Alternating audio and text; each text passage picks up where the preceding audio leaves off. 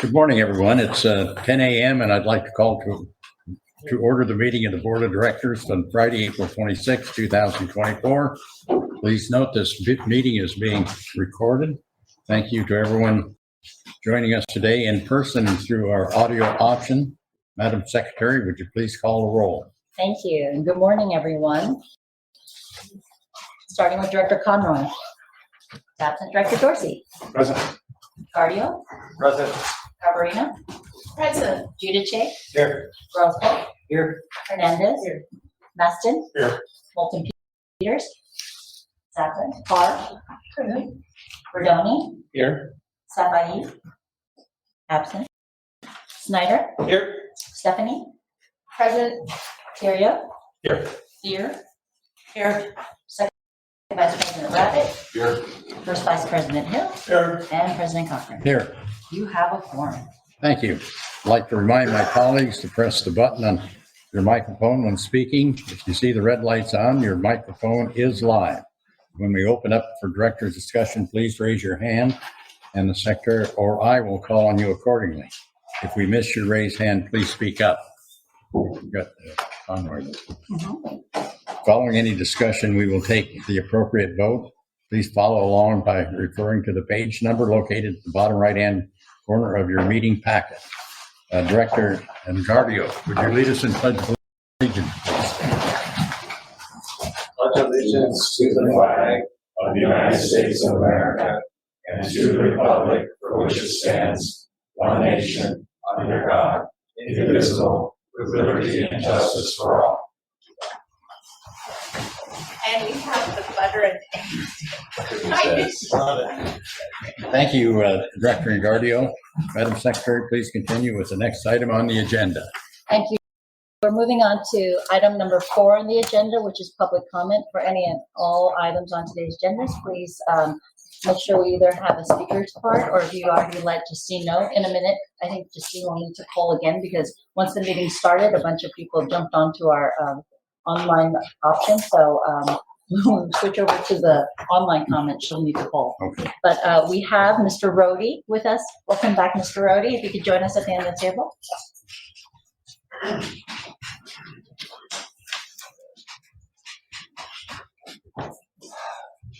Thank you. Good morning.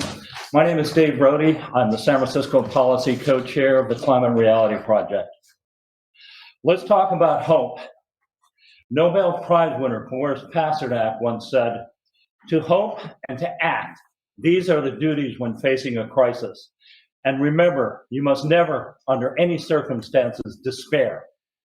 I've been carrying these words around with me over the last few months while I battled cancer, and as I sat down to compose my remarks for the meeting, these words came back to me as I thought about the Golden Gate's role in helping mitigate the climate crisis. While I was unable to attend last month's meeting, I did read through the report, and I wasn't surprised to see that the district just purchased 67 new hybrid buses.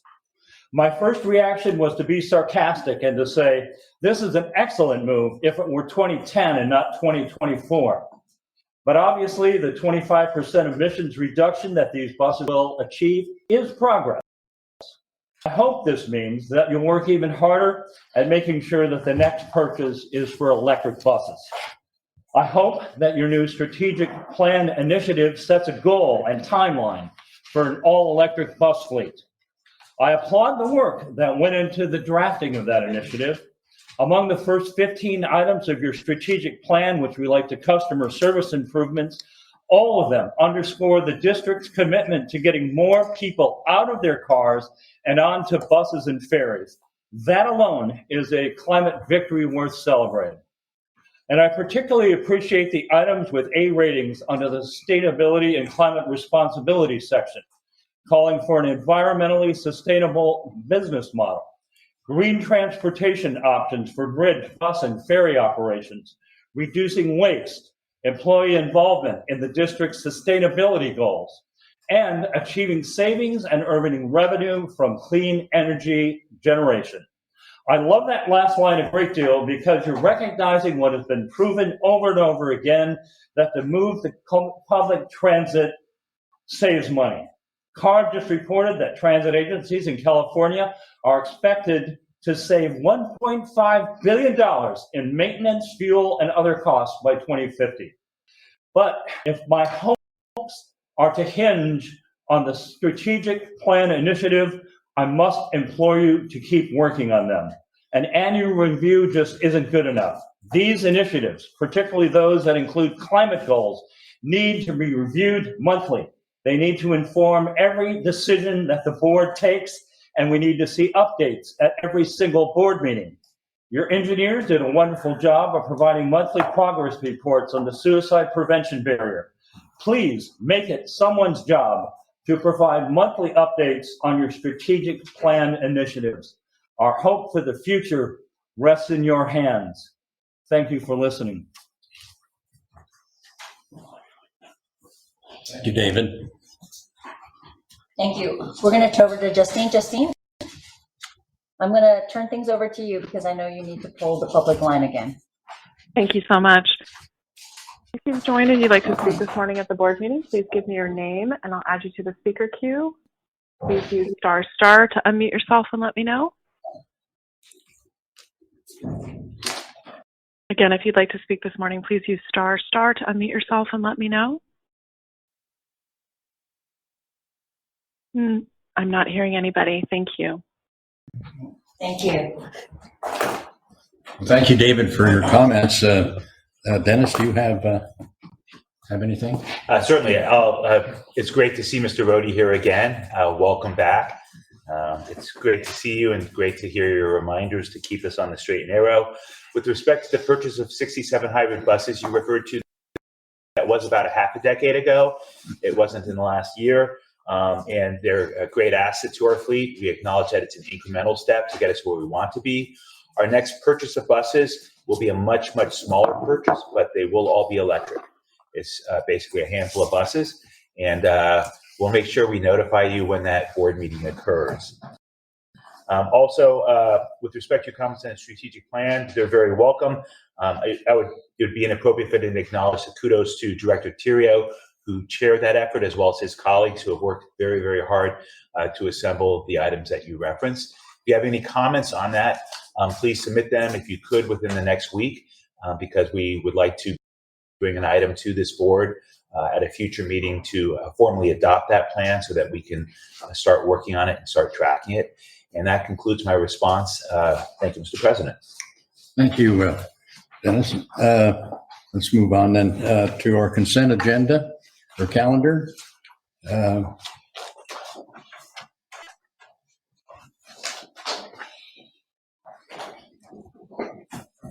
I need a motion to approve the consent calendar.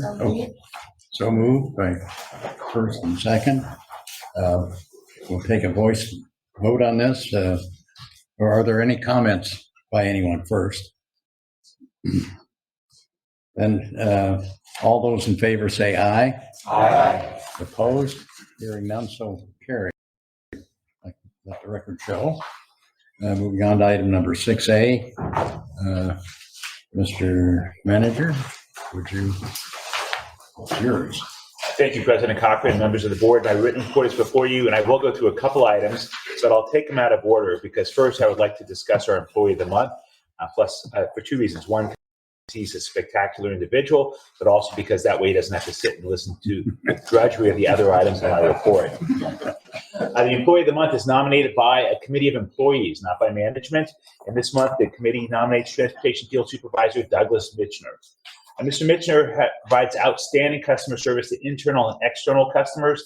In my written report, though, I highlight a specific incident that recently occurred where a woman had traveled down from Oregon and appeared at the transit center, was moving her belongings into the lobby, including her kittens, and she clearly was in need of help. And there's a lot of different ways people could respond to that.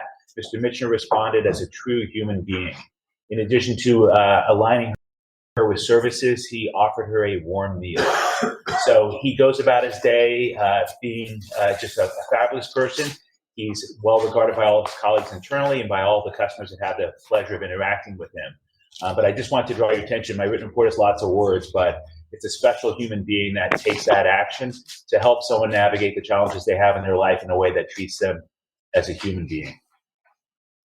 He's been with us for a while. He started as a part-time dispatcher 2 up in Santa Rosa, if I recall, from holiday breakfast many moons ago. And we're just proud to have him. He's been a resident of Novato since 1995. He has a rich and full life, but we're blessed for the portion of the day he spent with us. So come on up.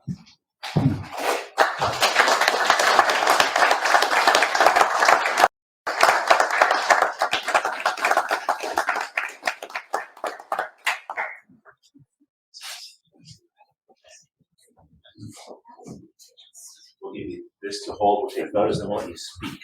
No. Speak. Yeah. Okay.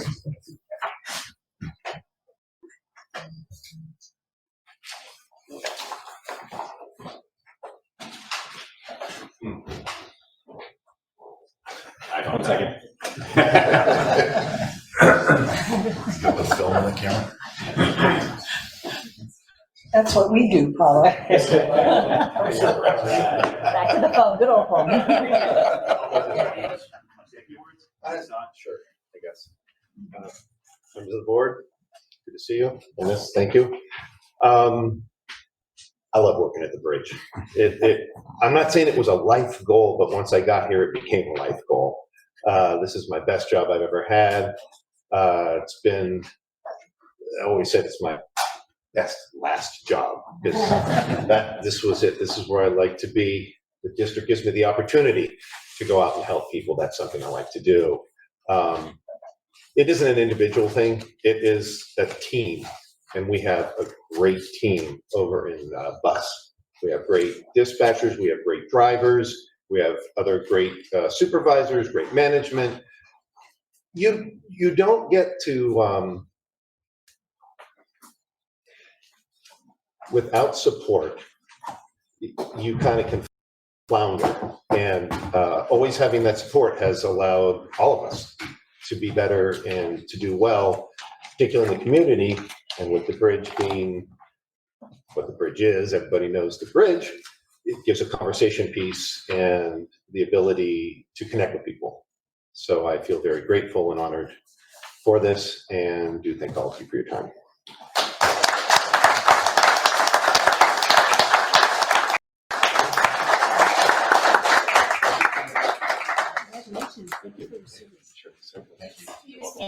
Everyone should note the color of his tie. Yes.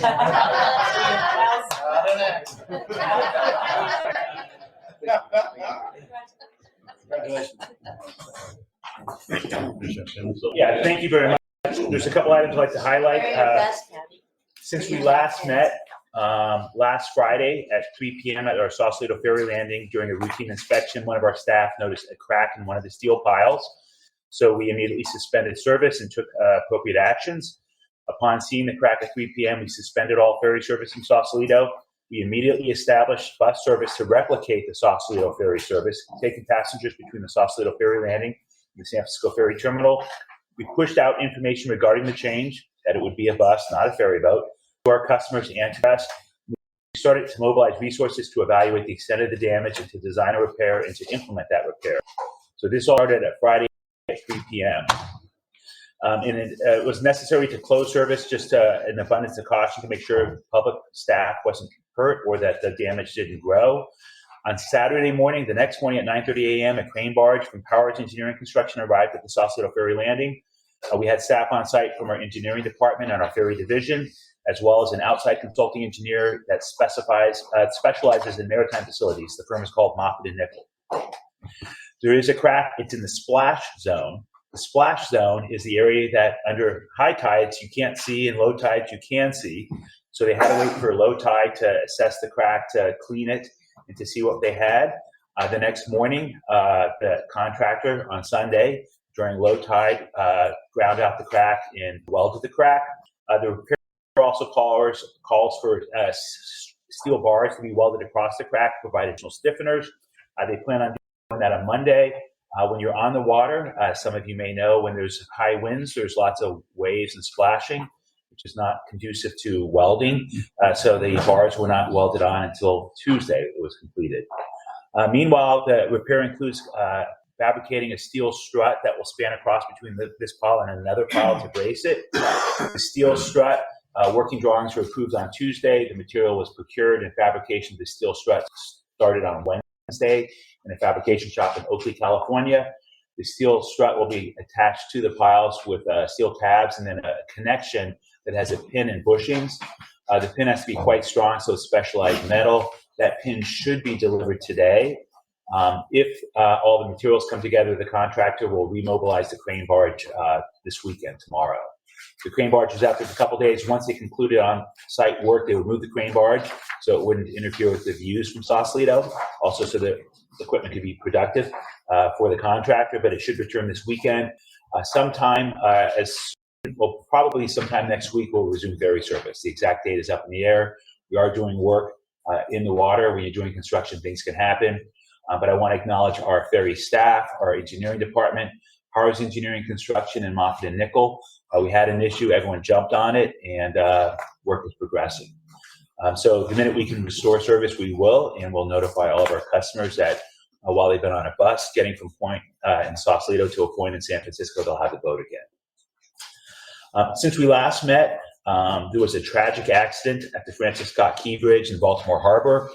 Many of our employees are out on the bridge every day, the men and women of labor, as well as people driving buses. So the next morning, I did send a communication to all staff informing them about our bridge to hope to allay any concerns that they may have. It's important because they have, very challenging jobs. Other things going on Monday, April 15th, as part of a nationwide action, there were protests all across the country. One of the sites that protesters came to was the Golden Gate Bridge. They arrived about 8 o'clock in the morning. The protesters were in automobiles. They stopped cars, got out of cars. They had steel devices, specialty devices, not things you buy on Amazon, to attach themselves together into the vehicle so that it would intentionally slow down the response. If people chain themselves together, iron workers can cut chains. But they had sleeping dragons to connect folks together. The goal of any such situation is public safety, to keep everybody safe, and then to restore mobility in the corridor as quickly as possible. So our staff worked with a whole host of agencies to safely address the situation. Meanwhile, people were getting trapped. We're in the bus business, so our buses were rerouted. We had 25 bus trips that we had to partially cancel. We were able to take customers on our buses to the Sausalito and the Larkspur Ferry terminals. At the San Rafael Transit Center, we had staff there, people like Mr. Michener, to greet customers, to give them the option of going to a ferry terminal or to an East Bay BART station. We do run bus service across Richmond-San Rafael Bridge, but we ran extra trips that day to get people to BART stations in the East Bay to help minimize the extent of the delays to their lives. The closure lasted over 4 hours. Most people, when they get in their car in the morning, go to place, probably don't contemplate being in the car for 4 hours, and if they are, they probably wish they didn't have that cup of coffee or cup of tea. Unlike a highway or freeway, there are no shrubs or trees on the Golden Gate Bridge, so people were relieving themselves on the sidewalks by the towers. And so it's important to acknowledge how it affects customers in a variety of ways, perhaps unintended or not thought through by those that are doing the protest. As you drive across our bridge, you see lots of scooters out there parked on the west sidewalk, but you don't see workers. That's because they're all underneath. We would rather employees not be relieving themselves on the sidewalks, and we have workers underneath. We did bring porta potties out there. Kudos to staff, because people have basic needs. We want people to address these with dignity, so we brought porta potties out there. So not just employees in our partner agencies, so members of the public who were trapped in their automobiles could take advantage of the porta potties. When they showed up, the line appeared amazingly quick. Dennis, by the way, if you saw, they were portable porta potties. Yeah, they brought ran out up and down the side of the bridge. Yeah. I mean, on the sidewalk. So we're in the customer service business, so we try to address our customers as best we can. I do want to thank a lot of folks. I want to thank all of our staff, our bridge division staff, our security staff, our roadway services staff, the men and women of the crafts. It's a team effort when we have an issue like this. We had engineers putting on vests directing traffic. We had our bus staff, creatively figuring out how to get people where they need to go as quickly as possible to minimize the delay. We had ferry staff dealing with much larger loading of passengers. So I'd be remiss if I didn't thank all of them. Our goal is safety first and then mobility in the corridor second. I want to thank all the agencies, the California Highway Patrol, Southern Marin Fire, U.S. Park Police, U.S. Park Rangers, United States Coast Guard, San Francisco Fire Department, San Francisco Police Department. The contractor for the Presidio Parkway that manages it for Caltrans, Weber, you probably never heard of them. They were instrumental. As you can imagine, cars were backing up. They had to deal with their on and off ramps. I'd like to thank the Presidio Trust, but especially I want to do a shout out to CHP Captain Tyler Carlton and his team. He's the new commander for the Marin area for the California Highway Patrol. They're exemplary partners. It took a team effort. The bridge was closed for a little over 4 hours. It opened several hours before 880 did. It took a lot of effort because the protesters intentionally designed the event to keep traffic closed as long as possible. We do collect tolls that day. We had significantly less traffic on the bridge. Not just people coming southbound that got stuck in traffic or redirected or canceled trips. If you're in San Francisco, you probably stayed home and didn't go northbound. So our traffic volume was about 27,000 vehicles that day. So we anticipate that we lost about $160,000 in tolls. For the record, tolls are how we pay to maintain, protect, and operate the bridge. And tolls are the principal subsidy that we have to operate our bus and ferry system. And so we are working with the appropriate authorities, but we want to once again thank everyone that participated. We want to apologize to our customers for any inconvenience that they had that day. My last topic is just letting you know that travel in the corridor is still well below pre-pandemic levels, but it does continue to come back and it is growing. Overall, the month of March of 2024, bridge traffic was 3% above March 2023. Bus ridership was up 11%. Ferry ridership was up 32% compared to the same March the year before. We continue to add back bus and ferry service incrementally as customers return. We're not running empty buses and ferries because that's bad for the environment as well as our bottom line. Then finally, the strategic planning effort. I mentioned it earlier. If anyone from the public wishes to provide comments, we will continue to receive comments through 5 p.m. on May 3rd. So anyone that's in that topic, we encourage you to take a look at it, reach out to staff, and submit your comments. And with that, it concludes my report. I'm available to answer any questions that you might have. Are there any questions? Stephanie? Thank you for that report. In terms of the Golden Gate Bridge protest, I'm just wondering whether or not there will be an evaluation, how they were able to pull it off, and whether there are preventive measures that can be taken in the future to make sure that doesn't happen. It seems there must have been some signs or something that we can anticipate in the future so we don't have anything like this happen again. Thank you. That's a great question. We did a debrief with the Security Coalition in this room and virtually on Tuesday of this week. We have this team that meets every other week, but this has lasted much longer than usual to go through it. If people are in automobiles and they stop their cars and they immediately jump out and attach themselves, it's difficult to prevent that, particularly if there are no consequences for doing that. If there's no consequences, then why not do it again tomorrow? So we have provided information to the California Highway Patrol and to the District Attorney's Office with respect to the lost revenue that we experienced and the impact to our customers, because we're not the law enforcement agency and we're not the district attorney, but it's our job to provide information. As a follow-up, because of the devices they use, we couldn't have our ironworkers go out there and cut a chain. The Oakland 880 protest happened first. So the CHP disentanglement team for the Bay Area was on site there. So we had to get a disentanglement team that had to come down from Sacramento here. So as a follow-up, they're going to provide disentanglement tools to us, and we'll train our ironworkers. The CHP will train our ironworker staff. So the next time we could take people apart safely, more quickly, because it is quite challenging. Someone's got a steel tube over arm, you don't know where to cut, you don't want to hurt them. It's inappropriate to hurt them. But so, that's just one item where the CHP has offered to provide the disentanglement training to our staff, and we said yes as soon as possible. There was intel that there would be a series of these events nationwide. We received notifications. We did have extra staff on that day. We did install temporary barricades so people could not drive in some areas around the bridge to try to access sidewalks. But if someone plans that you all stop cars at the same time, it takes only seconds to do things. And so that is something that if we had disentanglement capability on site, we could respond a little quicker. Clearly, we know to bring porta potties out immediately next time. And then little things like that. We didn't think the intel wasn't for us. There was going to be things nationwide. They shut down the main access road to O'Hare Airport, for instance. But we are, if you're going to do something and want to make the news, the Golden Gate is the place to do it. The economic impact of 880 in Oakland is significantly greater. The traffic volumes are 2.5 to 3 times higher than Golden Gate Bridge. So we know it's us. We had staff available. We did a lot of pre-planning, but that's a difficult event to stop. Which Director Conway? I had a similar question as the previous speaker. So I was concerned about the intel and what we were and were not getting from CHP or from the NCRIC or others. The intel wasn't specific to us. It was a nationwide advisory that went out. The intel was, pretty good, but it did not indicate us. But nonetheless, we brought in extra staff and we put temporary barricades in certain locations where we know when people try things, it helps to preclude those actions. So it's quite problematic. The bigger thing is what we can do to clear it more quickly and to make it more pleasant for those that are trapped behind the protest.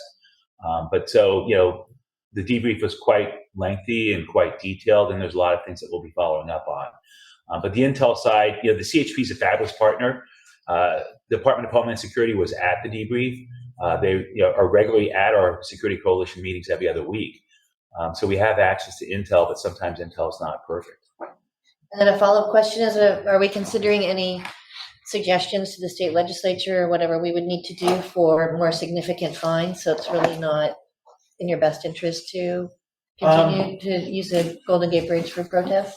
At this juncture, we're working with the CHP and the district attorney on this specific event, and that may play out in a fashion that it discourages future events at the Golden Gate Bridge. Thanks, James. Director Snyder. Is it, how many were there, and what jurisdiction prosecutes? It's in San Francisco. The district attorney was on the news, and you can view her on YouTube, asking people that were trapped in the protest to reach out to provide information, including the contact information, because she said they're entitled to restitution.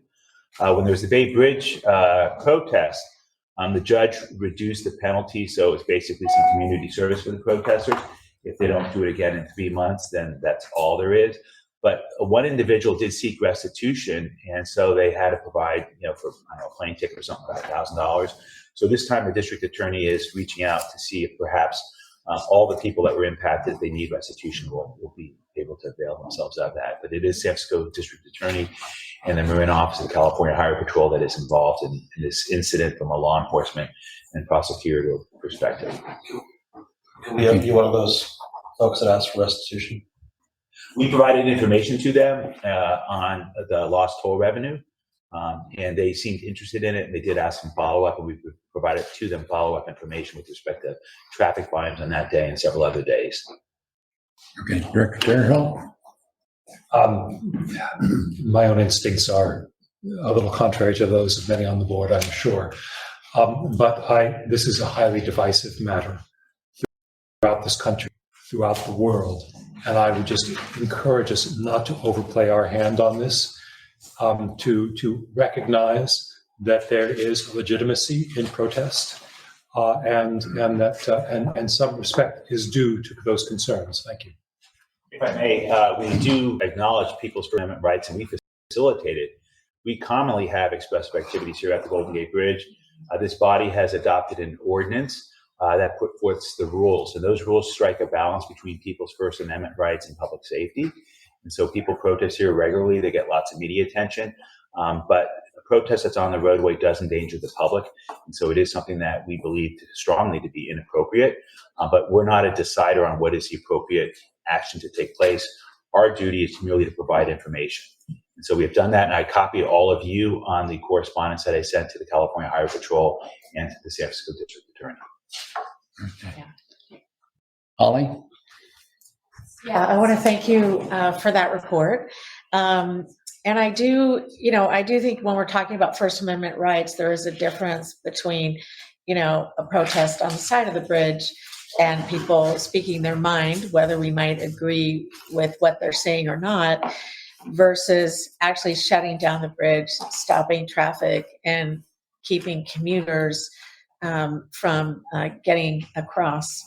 the bridge. So I want to thank the district for taking the actions that we took to ensure public safety, also in order to, ensure that our customers were as comfortable as they could be, and not relieving themselves over our workers down below. And, I think that this sounds like it was a very, very challenging situation because of the logistics of multiple shutdowns at once. And so I just wanted to thank our leadership, our Dennis. It's not me, it's the team. It's our bridge captain, it's our bridge manager. And to be clear for the record, we are not content cops for expressive activities or for, a special event. We have rules that we apply uniformly to everybody, regardless of what activity or cause you have.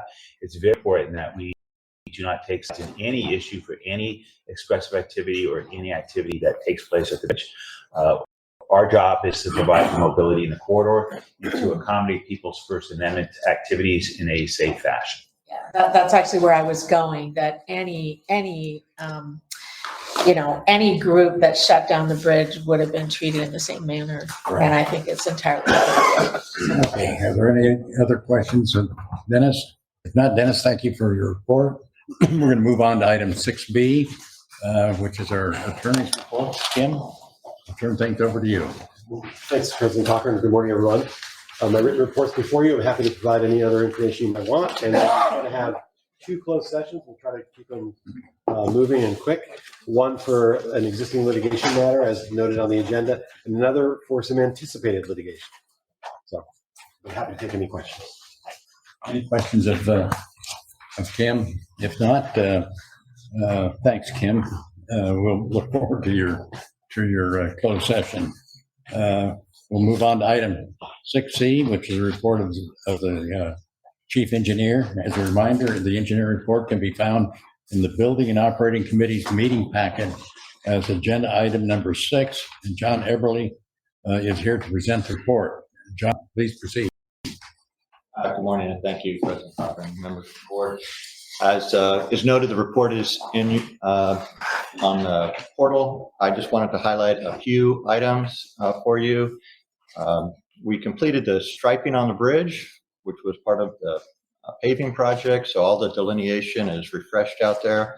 So that was completed last weekend successfully. An update on the suicide deterrent project. The netting that has been installed on the suspension bridge, the zip ties have all been removed, and that sewing now completed. So progress was made there, and the contractor is continuing to install net on the Fort Point Arch on the west side and also the south approach viaducts. So they are progressing on those activities. And then on the seismic retrofit project, pre-construction services, we did start work on those. We've met with all entities, actually, Hallmark, Leland Sailor, FHWA, and Caltrans. We had our kickoff meeting. We also had a meeting to go over all of the construction drawings, and we are continuing with technical committee meetings weekly to go over the services. With that, I'm happy to answer any other questions you may have. Thank you, John. Are there any questions of John? If not, thank you for your report. We'll move on to item 8, since there are no other reports under item 7. 8A. Yes, President Cochran, I have a potential conflict of interest, so I'll be leaving the room and asking someone to rescue me when it's over.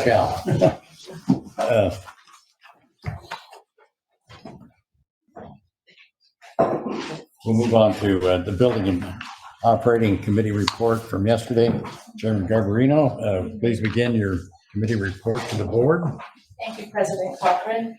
The Building and Operating Committee is recommending approval of board agenda item number 8A1, which will authorize execution of the first addendum to the 14th Amendment to Professional Services Agreement number 2010B1, Golden Gate Suspension Bridge Seismic Retrofit Design Services with HDR Engineering Incorporated of Walnut Creek in an amount not to exceed $208,852 to prepare environmental reports for project number 1923, Golden Gate Suspension Bridge Seismic Retrofit Project.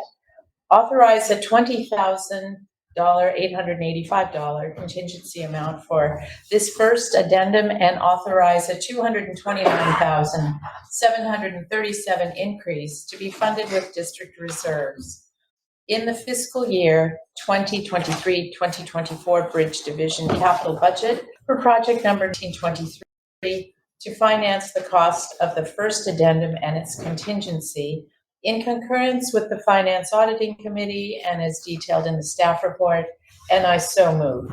Do I have a second? Moved and seconded. Any questions before the vote?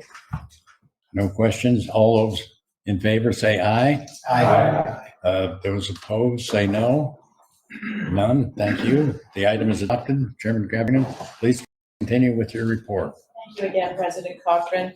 The next item for recommendation is item number 8A2, which is to authorize execution of the third amendment to contract number 2017D28, radio system upgrade and enhancement of coverage area with Motorola Solutions Incorporated of Chicago, Illinois, in the amount not to exceed $466,892 to provide the district with replacement servers and support through May 23, 2026, with the understanding that $91,545 for funding for the servers will be expended in capital budget number 2421, district-wide radio project, and the extended maintenance agreement in the not to exceed amount of $375,347 that will be expended in the Bridge Division operating budget as detailed in the staff report, and I so move. I have a motion. Do I have a second? Second. Before I ask for the vote, are there any questions related to this item? If not, all those in favor say aye. Aye. Those opposed say no. Okay, let the record show there's no opposition. Thank you. The item is adopted. Chairman Gavarino, continue with your report. Thank you once again. The last item for recommendation is item number 8A3, which is to authorize the setting of a public hearing to receive public comment on the district's draft 2024 Americans with Disabilities Act Transition Plan for district-owned facilities on Thursday, 23rd at 9 a.m. in the Boardroom Administration Building, Golden Gate Bridge Toll Plaza in San Francisco, as detailed in the staff report, and I so move. Been moved. Do I have a second? Been seconded. Before I ask for the vote, are there any questions relating to this item? If not, all those in favor say aye. Aye. Those opposed say no. Let the record show then no opposition and the motion passed. Thank you. The item is adopted. Chairman Gavarino, do you have any further to report? That concludes my report, Mr. President. Thank you. Barbara. I just, as part of yesterday's DNO meeting, there was a report from SMART, and the Butter and Eggs Festival came up because we had such good ridership. So Dennis, would you tell us about the Golden Gate Bridge's contribution to the Butter and Eggs Festival, which I think is adorable? I couldn't resist. There was a conversation talking about Smart's engagement, and our staff is involved in countless activities. But one of the things we did for this event, to create Petaluma, we decorated one of our buses appropriately for the egg parade, and we had some staff participate. And so kudos to our marketing team led by Dana Thaler. Kudos to our bus staff, folks like Kristen O'Leary. So they pulled it off. We participate in the community. We're fortunate that our bus was in front of the local bus operator's bus. And they did stand out a little bit, and it was noticed by members of the public. And that's a good thing for all of you. It was also an opportunity for us to let folks participating in the event to know that we have a bus driver apprenticeship program. And so we did a little marketing, not just for riding transit, but also for recruiting people to work in some of the positions here at the district. So it's just a great fun event. It's many small town events throughout our service area.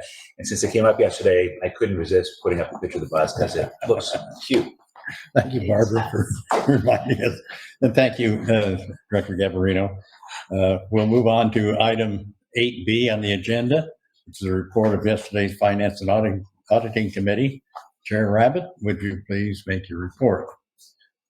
Thank you, President Cochran, and I concur on the importance of the Butter and Egg Day in my hometown of Petaluma. It's been going on for about 41 years. I think I've been to 38 of those. And, it does actually attract a huge crowd. I think there's about 30,000 people at the parade this year, and it's very family oriented, which is a great thing. And kudos to the district for participating and having the bus. And actually decorating it, which is sometimes a step above those two. So thank you, President Cochran. The Finance Auditing Committee recommends approval of item 8B1 to authorize a budget increase in the fiscal year 23-24 Ferry Division capital budget in the amount of $57,500 for project 2441, Larkspur Terminal Fuel Hose Replacement, to be funded with 100% district funds as detailed in the staff report, and I so move. I have a motion. Do I have a second to the motion? Someone second the motion? Oh, okay, got it. All right. Before I ask for the vote, are there any questions relating to this item? If not, all those in favor say aye. Aye. Those opposed say no. Let the record show that there's no opposition to the motion, and thank you. The item is adopted. Chair Rabbit, do you have anything else or any further report? Mr. President, that concludes my report. Okay, thank you, Chair Rabbit. Okay, continue on to item 8C on the agenda with the report of yesterday's Rules, Policy, and Industrial Relations Committee meeting. Chairman Hernandez, please bring your committee report to the board. Thank you very much, President Cochran. I just want to start by thanking Susan Spencer and Artemis A. Davenport, who gave us some really helpful, comprehensive information yesterday, fabulous reports, and always wonderful work, so thank you very much. With that, the Rules, Policy, and Industrial Relations Committee recommends the approval of 8C1 to approve salary adjustments as detailed in the staff report to the Director of Budget and Electronic Revenue, the Chief Technology Officer, the Manager of Electronic Revenue Collection, the Purchasing Officer, Contracts Officer, and ADA Compliance and Program Manager classifications. These are relative to the recent compensation study findings and they're effective at the beginning of the first pay period in March of 2024, with the understanding that sufficient funds to cover the annual salaries for these positions are included in the current appropriate division operating budget and will be budgeted for accordingly in future years, as also detailed in the staff report. And Mr. President, I so move. All right, I've got a motion and a second. Before I ask for the vote, are there any questions relating to this item? Seeing none, all those in favor say aye. Aye. Any opposed say no. Let the record show that there was no opposition to the motion. Thank you. The item is adopted. Chairman Hernandez, please continue to the next item. Thank you, Mr. President. The last item for recommendation is the approval of 8C2, which is to approve the new Equal Employment Opportunity Program Affirmative Action Plan for the period of July 1, 2023 through June 30th, 2027, and authorize middle of the Equal Employment Opportunity Program Affirmative Action Plan to the Federal Transportation Administration by April 30th, 2024, as detailed in the staff report. And Mr. President, I so move. Thank you. And it's been moved and seconded. Before I ask for the vote, are there any questions on the item? If not, all those in favor say aye. Aye. Those opposed say no. Let the record show there is no opposition to the motion. Thank you. The item is adopted. Chair Hernandez, do you have anything further to report? Mr. President, that concludes my report. Thank you very much. Thank you, Chairman Hernandez. Moving on, we have nothing under item 9 and 10. Item 11 is unfinished business, which I will turn over to Kim for a closed session report on 2 matters. Kim, please let us into closed session. Thanks, President Cochran. At this time, the Board of Directors will go into closed session for 2 items. First, a conference with legal counsel regarding existing litigation under Government Code 54956.9A. The matter being Linda Lee Green Danzy versus Golden Gate Bridge District. And the second closed session will be one for anticipated litigation under Government Code 54956.9D2 for a potential matter that the bridge would bring.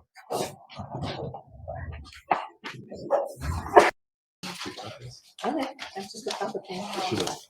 Okay, Madam Secretary. Hang on a second. Go back. Back up. Okay. All right, we're Okay. ready to go. Would you please take us back into open session? Thank you, President Cochran. The board met in closed session for the two closed session items mentioned on the agenda, the existing litigation of Linda Lee Green Danzy, for which the board gave its attorney appropriate guidance as to how to proceed. And secondly, with regard to conference regarding anticipated litigation for one potential case. And again, the board gave its attorney excellent guidance. Thank you. Okay, thank you. Okay.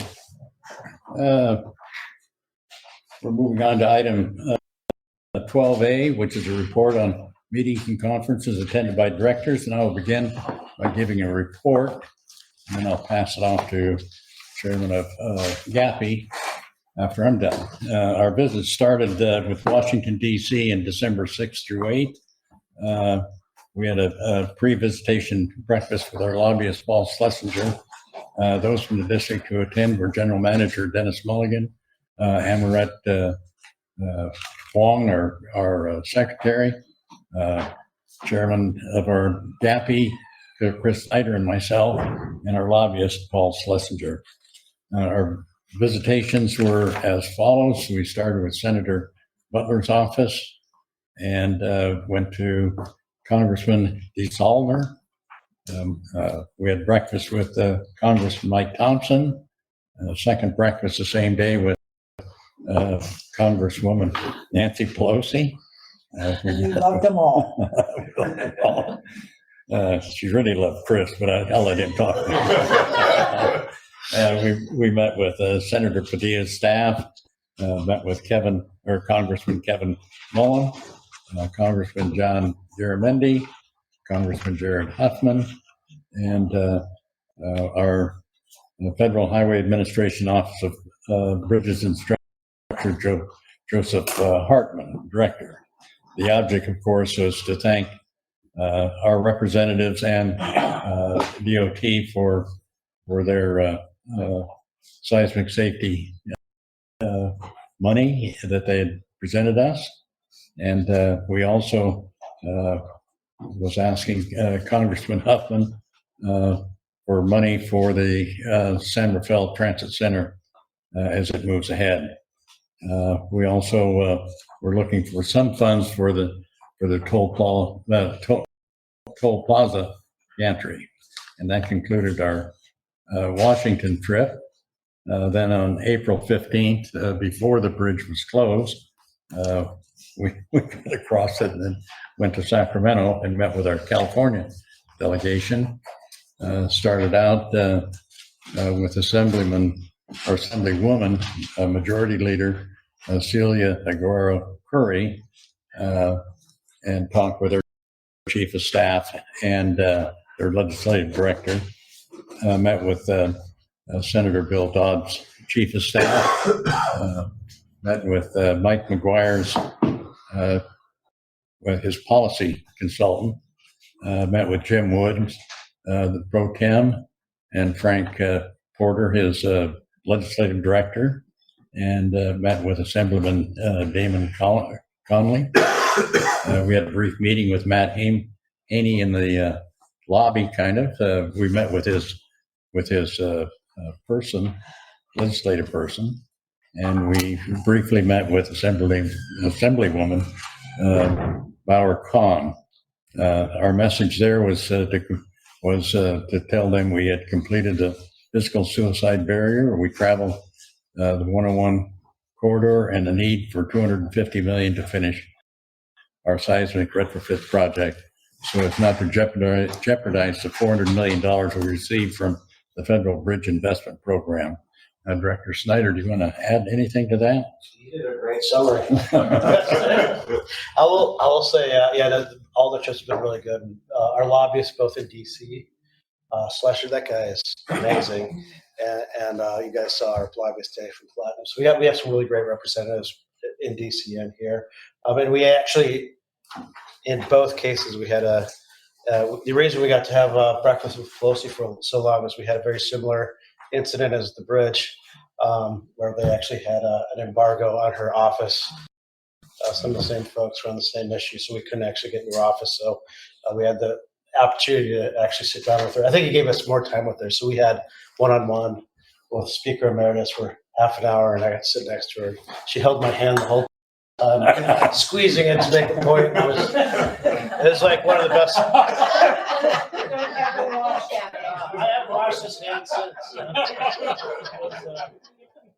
It was really special, and being in that dining room, she actually had a picture of George Washington exchanging power and going back to civilian life, and she actually almost started crying talking about the picture and the times we were in, and it was a real special moment for all of us having that one-on time, because she is, a lot of these people we met with are important, powerful people, but I would argue that Speaker Emeritus Pelosi is probably one of the most historical women in our nation, historical human being in our nation that's done so much.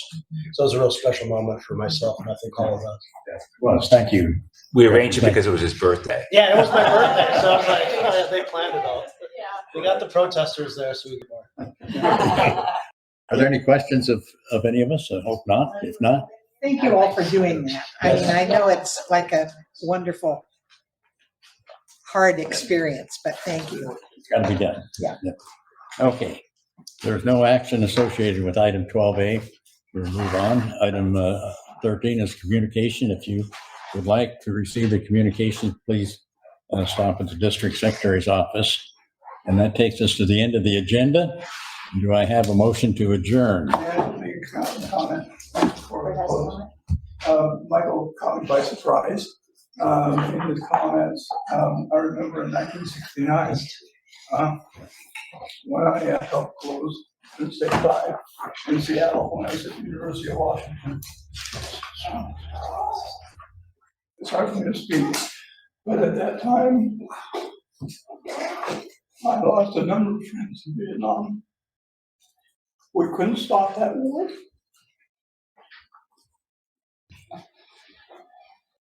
And empathize with these people who probably know relatives, friends who were killed in the last 7 or 8 months. I understand the predicament.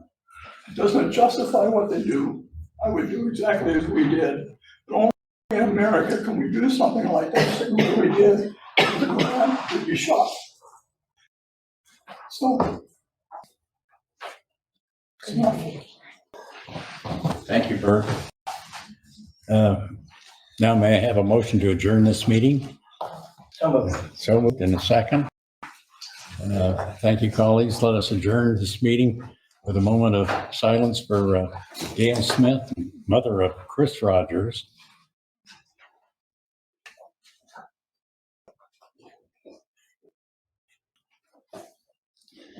This concludes the meeting of the Board of Directors. The time is 11:10.